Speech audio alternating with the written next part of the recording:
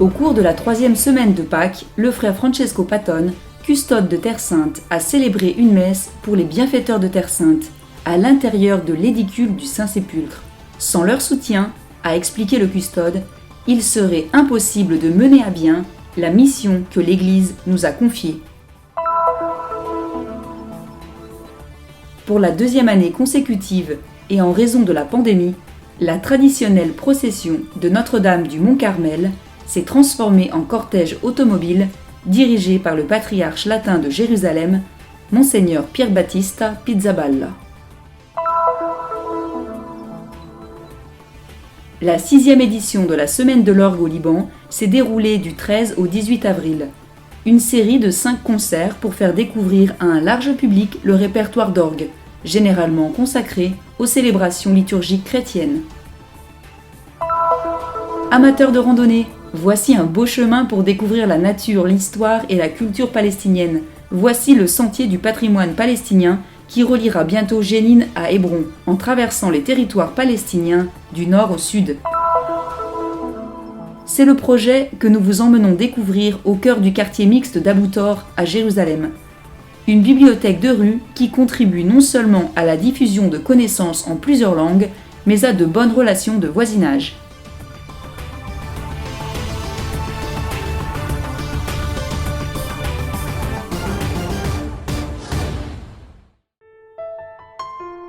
Alors que l'esprit de la résurrection souffle encore sur la ville sainte, frère Francesco Patton, custode de Terre Sainte, a présidé, en ce mardi de la 3e semaine de Pâques, une messe dans le lieu le plus saint de toute la chrétienté, le Saint-Sépulcre, ce lieu où Jésus, par sa mort et sa résurrection, a vaincu le péché et la mort.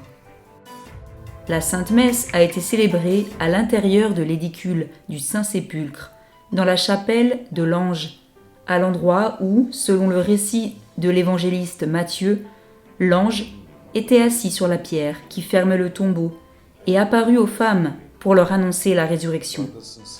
Le custode a rappelé comment, dans cette basilique du Saint-Sépulcre, les franciscains gardent le lieu physique de la réconciliation entre Dieu et les hommes. Il a ensuite commenté par 2 enseignements fondamentaux les lectures du jour, rappelant que Jésus est le pain de vie et donne la vie au monde, et que le martyre d'Étienne nous aide à comprendre que dans le témoignage du disciple s'actualise le témoignage de Jésus, notre Maître. La consécration eut lieu juste au-dessus du tombeau, où le corps de Jésus a été déposé.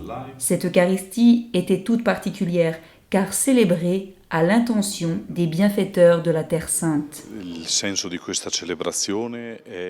Le sens de cette célébration est de prier pour tous les bienfaiteurs de la Terre Sainte. Sans leur soutien, il nous serait impossible de mener à bien cette mission au bénéfice de la communauté locale et des pèlerins lorsque ceux-ci pourront revenir ici. Nous nous sentons redevables envers tous les bienfaiteurs.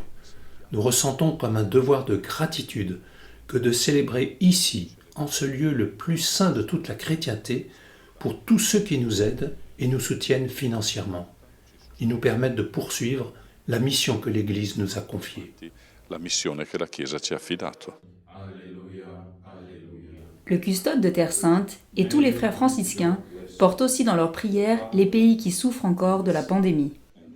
Il est de notre devoir de prier pour l'humanité en souffrance.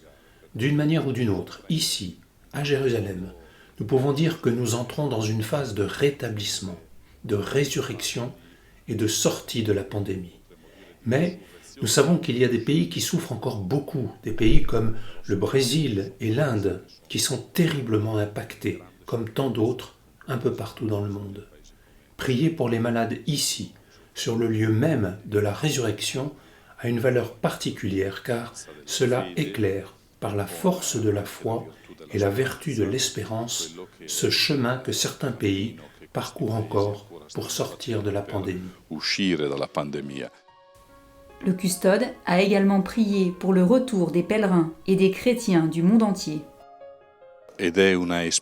Cette expérience de prière et de célébration à l'intérieur du tombeau de Jésus aide les chrétiens du monde entier à comprendre la valeur non seulement de Pâques, mais de la célébration eucharistique qui est toujours un mémorial de che è sempre memoriale della Pasqua.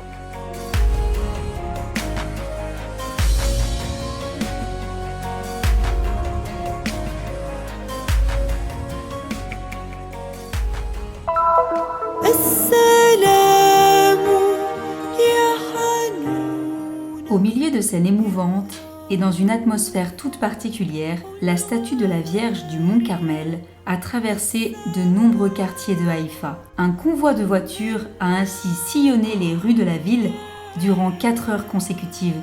Un cortège, similaire à celui de l'an dernier, est organisé suite aux restrictions sanitaires visant à éviter la propagation de la pandémie. La procession était conduite par la voiture du patriarche latin de Jérusalem, l'archevêque Pier Battista Pizzaballa, accompagné de l'archevêque Joseph Matta, archevêque de l'archidiocèse d'Acre, Haïfa et Nazareth pour les catholiques melkites. Je crois que la procession de Notre-Dame du Mont-Carmel est l'événement le plus important de la ville de Haïfa. À cette occasion, tous les chrétiens locaux se rassemblent et il est très important pour nous d'être d'abord unis en tant que communauté chrétienne, mais aussi de montrer le caractère chrétien de cette terre qui, en tant que chrétiens, nous appartient aussi. Nous faisons partie de cette terre et, par le biais d'événements et de manifestations publiques, nous démontrons notre appartenance et notre identité en tant que chrétiens ici. De nombreux fidèles se sont rassemblés sur les balcons de leur maison et sur le côté des rues en l'honneur de la Sainte Vierge. Ils ont demandé son intercession en entonnant un Ave Maria ou en dispersant des fleurs en son honneur. Une occasion pour beaucoup de confier leurs prières à Marie, un moment qui redonne aussi espoir et confiance à tous les fidèles. Je suis mariée depuis 12 ans et j'attends toujours ce miracle. J'espère que la Vierge Marie me donnera cette bénédiction. Et j'ai reçu cette fleur. C'est le signe qu'elle nous bénit.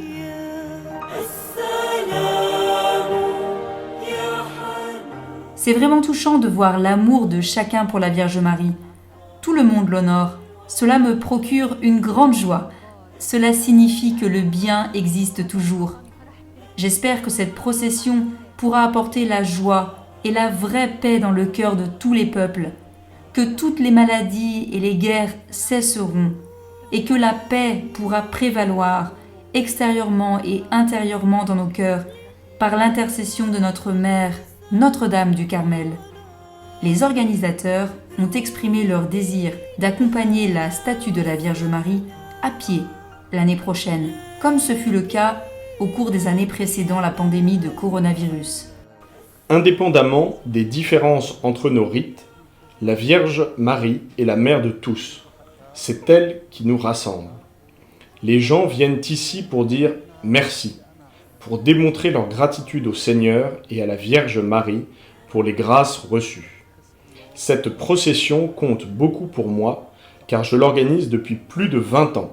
Je me sens vraiment habité par la présence de la Vierge.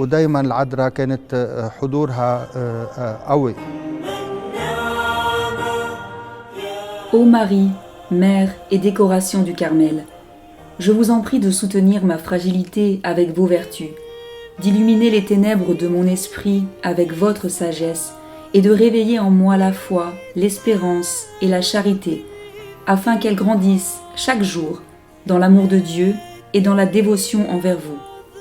Le scapulaire appelle à moi votre regard maternel et votre protection dans la lutte quotidienne, afin que je puisse rester fidèle à votre Fils Jésus et à vous, en évitant le péché et en imitant vos vertus. Que votre amour obtienne qu'un jour me soit accordé de changer mon scapulaire en vêtement des noces éternelles pour vivre avec vous et les saints du Carmel dans le royaume béni de votre Fils.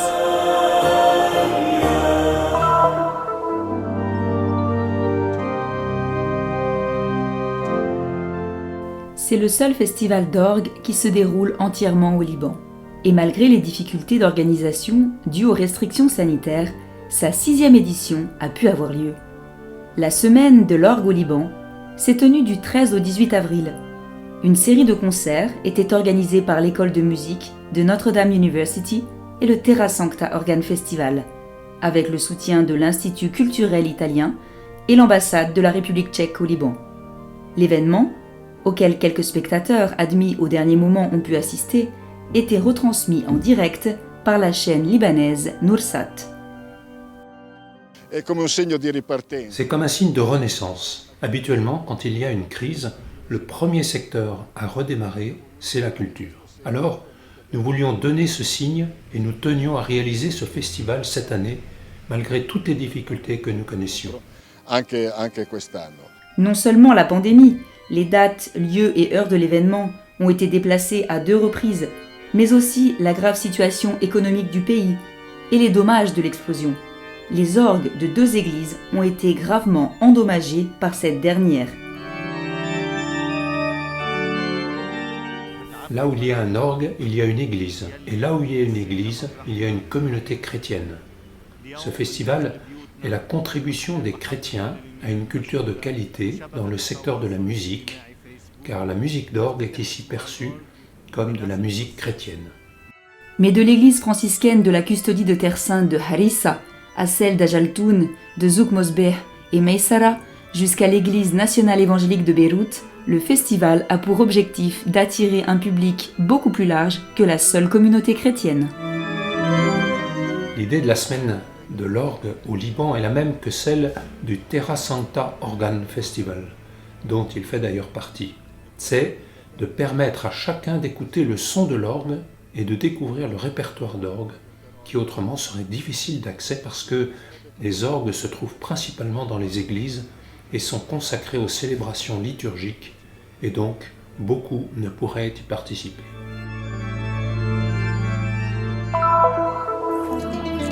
Alors qu'Israël annonce la réouverture progressive de ses frontières, nous vous emmenons à la découverte d'un sentier de randonnée, le Palestinian Heritage Trail, qui valorise la nature, l'histoire et la culture palestinienne. Il reliera bientôt Jénine à Hébron, sur 500 km du nord au sud des territoires palestiniens. Le dernier tronçon, d'une distance de 60 km, est en cours d'achèvement, grâce au projet CrossDev, financé par l'Union européenne. Il est coordonné par le CISP, le Comité international pour le développement des peuples, et est géré en partenariat avec l'ONG palestinienne qui porte le nom du sentier. Si l'objectif est bien d'attirer des touristes étrangers, le projet vise aussi à impliquer la communauté locale, car de nombreux Palestiniens méconnaissent ces lieux. Vous savez, les habitants de ces villages ont une connaissance limitée des lieux. Une initiative comme celle-ci invite à sortir, à se promener dans la nature et à visiter différents sites pour se rapprocher de l'histoire de cette terre, de ses ressources naturelles et de tout ce qui les entoure. Depuis plus de 3 ans, je suis guide touristique pour l'association Palestine Heritage Trail. Ce dernier tronçon, je le connais comme ma poche. Je suis né dans le village juste derrière moi. Dominant le panorama, une dizaine de petits villages, à majorité musulmane, sont disséminés sur les collines. Des villages ruraux et peu connus, comme Karras, Betula, Tarkoumiya, Idna, Der Samit, Sourif ou Betawa. Et s'il ne faut pas manquer quelque chose à Sourif, c'est le maltout, une focaccia particulière que Hadil distribue au milieu d'un pré pendant que le thé chauffe sur le feu. L'ingrédient principal, c'est l'huile. Elle provient directement des oliviers de notre village, une huile savoureuse et saine. Et puis, il y a la farine, qui provient du blé cultivé dans cette bonne terre. Notre plus grand défi, c'est le mur de séparation, qui nous prive d'une grande partie de nos terres et de nos oliviers. Aujourd'hui, nous devons même demander une permission pour aller cultiver ceux qui sont de l'autre côté. Le tourisme durable, promu le long de ce sentier du patrimoine palestinien, tente de rendre accessibles les produits locaux et souvent de belles initiatives féminines, comme Muntaha et son magasin de savon Mamoura à Beit Awa. Des savons biologiques, faits main, avec des herbes de la région, tandis qu'au siège de l'association Beit Oula Women's, dirigée par Hannan, vous pouvez trouver de la nourriture et des tissus typiques, ainsi qu'une petite maison d'hôte. Et puis il y a Ishak, qui a grandi comme berger dans le désert du Negev et qui a été contraint de se réfugier dans son village natal, après la guerre de 1948. Il a ouvert un musée à Der Samit, avec des outils et des objets utilisés par les générations précédentes. Il a les idées claires sur ce qu'est le cœur de la culture palestinienne. Tout dépendait de l'agriculture ici. Nous avons toujours travaillé la terre et mangé ce qu'elle nous offrait. Pour moi, ces objets racontaient mieux que personne notre tradition palestinienne. J'ai commencé à les collectionner en 1958, dans mon village, puis dans les villages voisins. On me prenait pour un fou. Tout le monde les considérait comme bons à jeter à la décharge, mais maintenant qu'ils sont rares, ils comprennent qu'ils témoignent de notre histoire. And tell the story of the people of the villagers.